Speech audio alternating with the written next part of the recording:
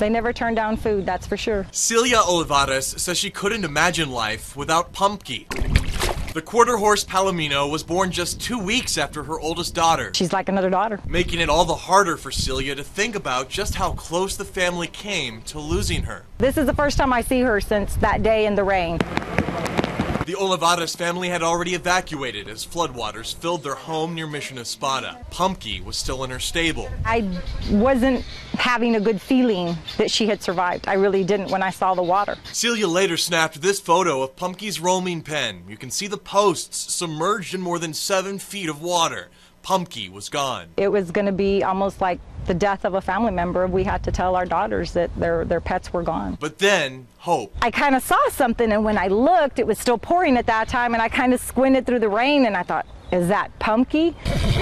It was Pumpki, being led to safety by a first responder. Of course, I got all excited and started crying, and I called my husband, like, she's alive, she's alive, they just found Pumpki. The Olivares family thinks Pumpki was on her own for a good 2 hours or so during the flood, keeping her head above water, floating, swimming about a half mile away from home before being rescued by a first responder. Natural instinct, horses' natural instincts, they can survive in the wild, and it was a wild ride for her that day, so she survived. Celia says the good news was overwhelming for her daughters, 12-year-old Brianna and 7-year-old Isabel, who'd already started to help clean up from the flood.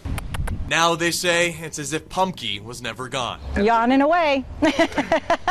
Just back to her own life. You got to find a laugh in all of this to stay sane. Robert Price, Fox News at 9.